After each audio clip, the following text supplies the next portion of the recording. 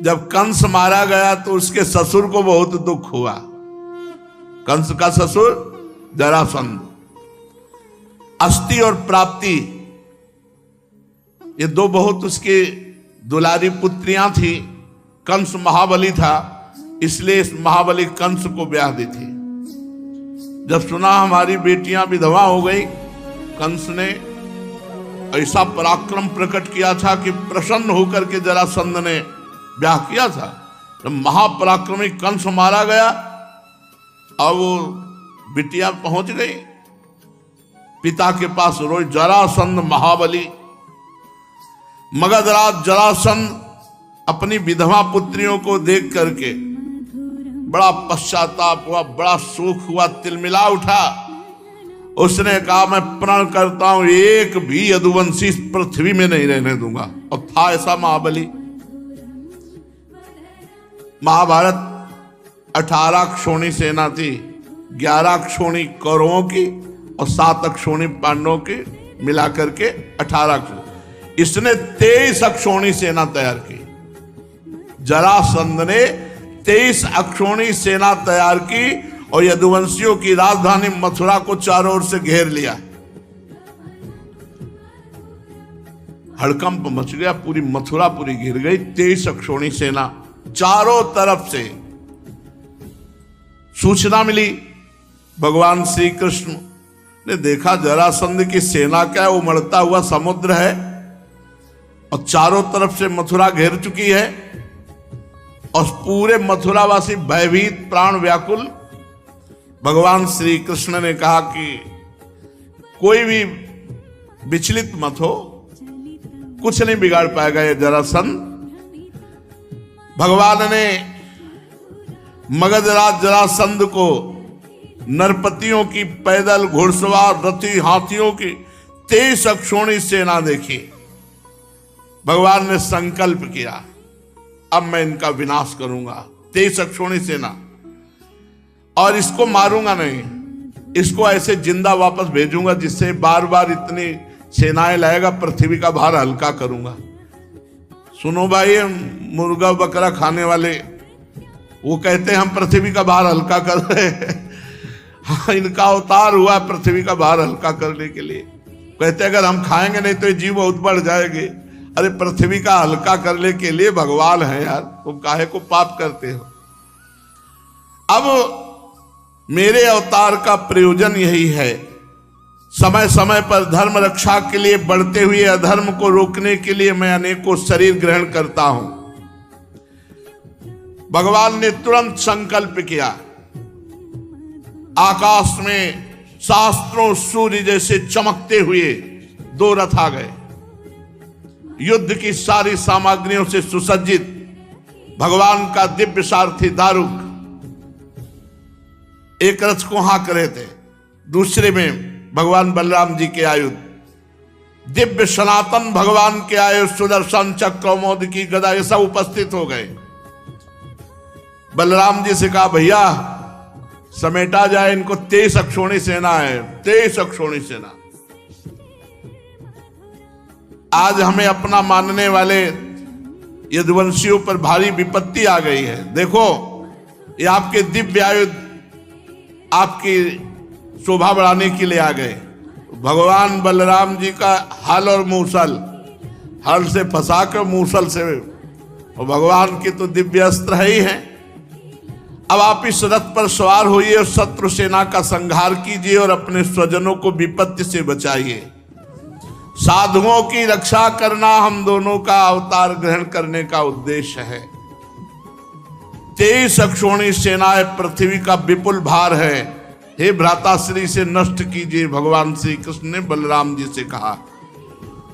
अब भगवान श्री कृष्ण और बलराम जी ने सलाह करके कवच धारण किया, रथ पर सवार हुए, मथुरा से निकले।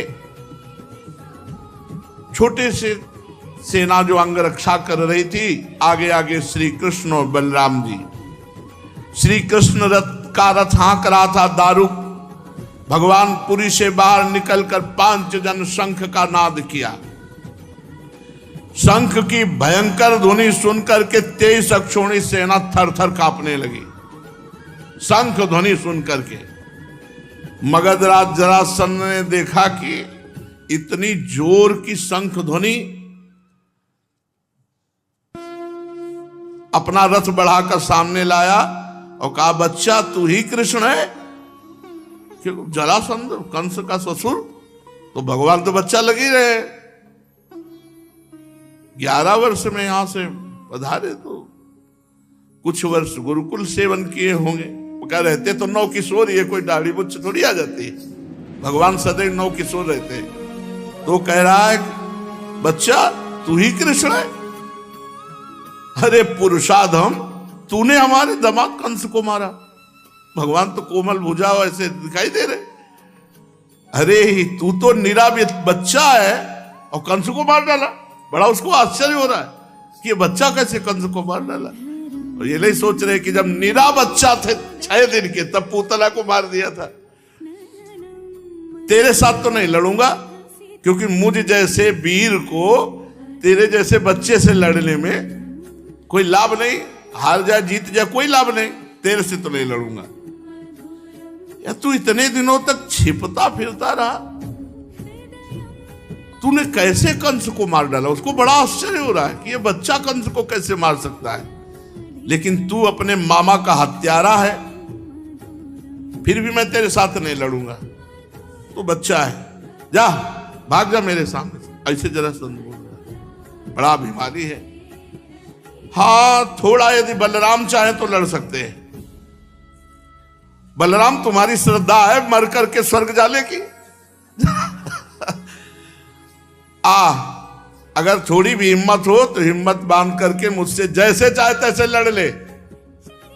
और ये नहीं समझ रहे कि पूरा अनंत ब्रह्मांड इन्हीं के फड़ पे है। शेषावतार भगवान बलराम जी, मैं अभी अपने बाणों से छिन्न भिन्न करके तुझे स्वर्ग पहुंचा देता हूं। भगवान श्री कृष्ण ने कहा, मगधराज तुम सूरवीर हो। सूरवीर तो ऐसे नहीं होते। सूरवीर तो युद्ध करते हैं, डींग नहीं हाँकते। तुम अपने बौल और परुष का तो बहुत बड़ा घमंड रखते हो।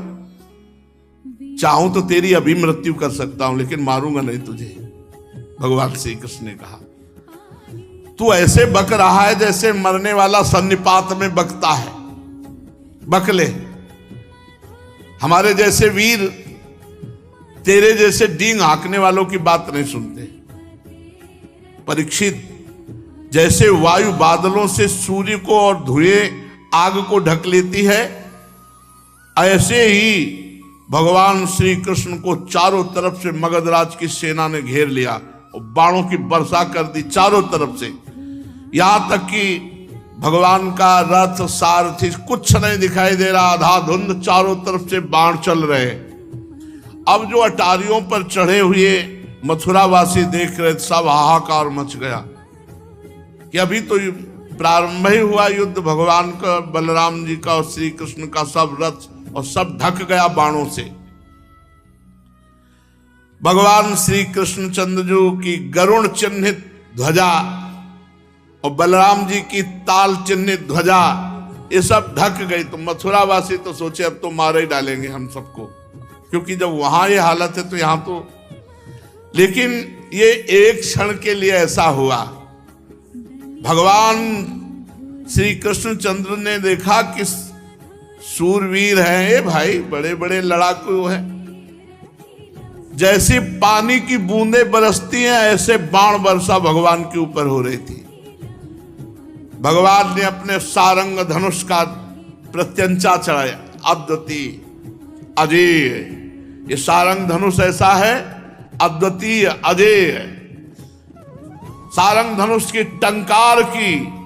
टंकार करके जे ही एक बाण चढ़ाया, बस जे ही एक बाण चढ़ा के छोड़ा तो अनंत बाण रूप धारण करके सब बाणों को काट करके सैनिकों का संहार करने लगे। ये भगवान के धनुष और बाण का चमत्कार। झुंड के झुंड उसी से बाण निकलने लगे और सब जितने बाण थे सब बाणों को काट करके और जितने सैनिक थे सबको काटने लगे। भगवान बड़ी फुर्ती से अलाप चक्र की तरह घूमकर चारों तरफ बाण संधान। हाथी, घोड़े, रथ, पैदल, चतुरंगनी सेना का संहार होने लगा। भगवान के बाणों से हाथियों के सर कट गए और मरकर गिरने लगे। बाणों की बौछार से घोड़े, मनुष्य, जो सबको, पैदल सेना की बाहें, जांग, सिर अलग अलग कटकर गिरने लगे। अमित तेजस्वी भगवान बलराम जी ने हल और मूसल संभाला। हजार हजार, 10-10 हजार ऐसे हल में फंसा कर एक ही मूसल में राधे श्याम कर देते। अब भगवान बलराम जी का बल, अरे पूरी पृथ्वी ब्रह्मांडों को सरसों की दाने की तरह अपने फण में धारण किए हुए है। बड़े बड़े दिग्गज बलशाली हाथियों को मूसलों की मार से सब नष्ट कर दिया। अब वहां भयानक पहाड़ लग गए। 23 अक्षोणी सेना, जरासंध की वो सेना समुद्र के समान दुर्गम, भयावह, बड़ी कठिनाई से जीतने योग्य थी। थोड़े ही समय में भगवान श्री कृष्ण उधर छोड़ दिया सुदर्शन चक्र, साफ करता चला जा रहा है गर्दने, चाहे हाथी हो, चाहे घोड़ा हो, चाहे मनुष्य हो। कुछ ही समय में 23 अक्षोणी सेना का विनाश कर दिया। सारे जगत के स्वामी भगवान श्री कृष्ण के लिए तो खिलवाड़ है। वो संकल्प करे तो अनंत ब्रह्मांड एक सेकंड में नष्ट हो जाए। खेल खेल में तीनों लोकों की उत्पत्ति, स्थिति और संहार करने वाले प्रभु हैं। उनके लिए कोई बड़ी बात है? शत्रुओं की सेना का बात की बात में सत्यानाश कर दिया। जब जरासंध की सारी सेना मारी गई, रथ टूट गया, पैदल उतर के खड़ा हो गया, शरीर में केवल प्राण बाकी रहे, बलराम जी के हल में फंसा हुआ। बलराम जी ने मूसल संभाला, भगवान श्री कृष्ण का मारना नहीं, से छोड़ दो। जरासंध ने पहले विपक्षी नरपतियों का बहुतों का वध किया है, परंतु बलराम जी की पकड़ में आने के बाद वो हिम्मत नहीं थी कि छुड़ा सके। भगवान श्री कृष्ण ने इशारा किया, मारना नहीं भैया, इसे जाने दो, क्योंकि ये फिर सेना इकट्ठी करके लाएगा, तो हमें जा जा के पृथ्वी का भार जो उतारना पड़ेगा, ये मथुरापुरी में उतारते रहेंगे, इसको छोड़ दो। बड़े बड़े सूरवीर जरासंध का सम्मान करते थे। अब उसको बड़ी लज्जा आई कि जब जिसे मैं पुरुषाधम कृष्ण कह रहा था, बच्चा कह रहा था, उन्होंने जीवन दान दिया कि जा, इतने बड़े महावीर को मुझे दीन की बात छोड़ दिया। अब उस घोर तपस्या करने लगा। तो नरपतियों ने आकर के राजाओं ने समझाया कि महाराज, यदुवंशियों में रखा क्या है, आप उनके लिए तपस्या क्यों करते हो? अभी तो हम लोग हैं ना, चलो फिर युद्ध किया जाए और इस बार जरूर विजय प्राप्त होगी। तुम्हें तपस्या में समय नष्ट नहीं करना चाहिए। उस समय मगधराज जरासंध की सारी सेना मारी जा चुकी थी। बलराम जी ने उपेक्षा पूर्वक उसे छोड़ दिया था। वो उदास होकर अपने मगध देश को गया और भगवान श्री कृष्ण की सेना में किसी एक सैनिक का बाल भी बांका नहीं हुआ और 23 अक्षोणी सेना मारी गई जरासंध की। भगवान अपार सामर्थ्यशाली है। देखो, ये वैभव संपन्न लीलाएं सुनकर हमें गर्व होना चाहिए कि हम ऐसे भगवान के दास हैं। बड़े बड़े देवता नंदन वन के पुष्पों की वर्षा भगवान श्री कृष्ण पर करने लगे। अब मथुरावासी भगवान के प्रभाव को देखकर भयरहित हो गए। भयरहित तो कंस के वध से ही हो गए थे, पर जरासंध के आक्रमण से भयभीत हो गए थे। जब जरासंध की सेना मारी गई तो पक्का विश्वास हो गया कि हम ऐसे श्री कृष्ण की शरण में कि हमारा बाल बांका भी नहीं हो सकता। भगवान मथुरा में प्रवेश किए। ब्राह्मण लोग मंत्रोच्चारण कर रहे हैं, कोई पुष्प, कोई अर्घ भगवान को कोई गले से लगा रहा है, कोई आशीष दे रहा है।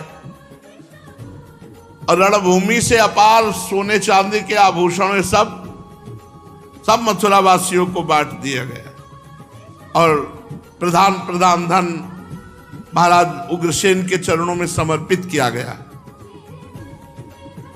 अब दूसरी बार फिर 23 अक्षौणी सेना, 23 अक्षौणी सेना। फिर भगवान ने 23 अक्षौणी सेना का विनाश किया, उसे खाली फिर वापस 17 बार 23 अक्षौणी सेना लाया। 17 बार, बड़ा महारथी था। 17 बार 23 अक्षौणी सेना इकट्ठी करके मगधराज जरासंध ने भगवान श्री कृष्ण के द्वारा सुरक्षित यदुवंशियों से युद्ध किया, किंतु हर बार भगवान की शक्ति के सामने सब नष्ट हो जाता, सारी सेना नष्ट हो जाती और भगवान बलराम जी फिर उसे उपेक्षा पूर्वक छोड़ देते। जरासंध अपनी राजधानी लौट जाता।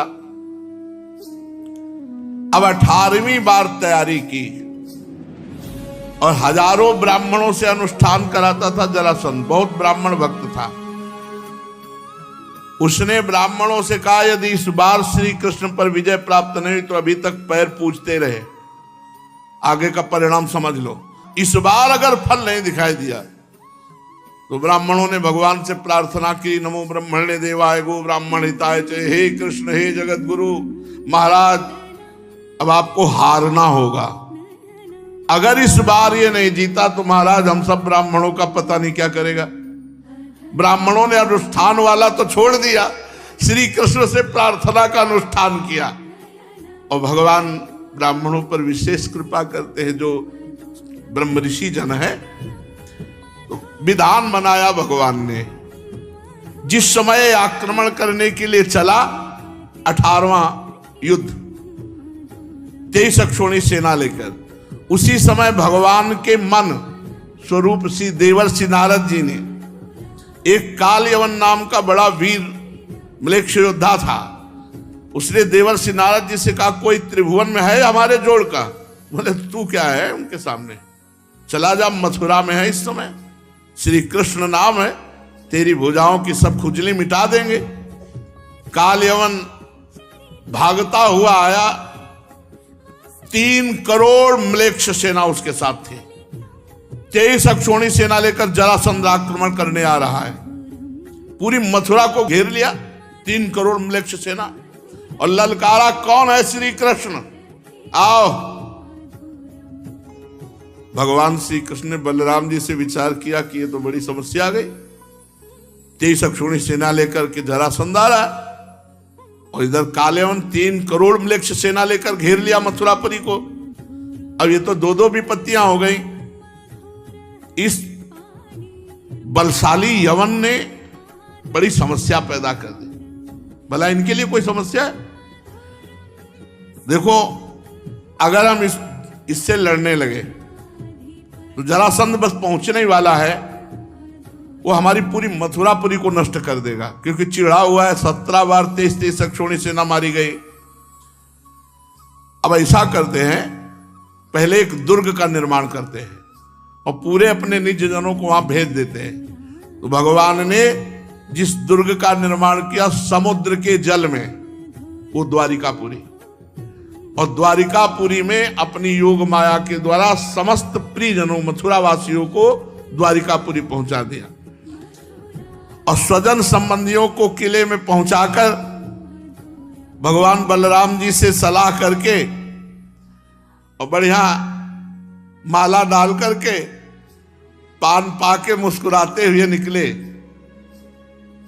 नारद जी ने बताया था, 4 भुजा, श्याम रंग पीतांबर धारण किए हुए, मोर पंख का मुकुट धारण किए हुए। उसने देखा काल यवन ने, यही श्री कृष्ण, वे श्री कृष्ण भगवान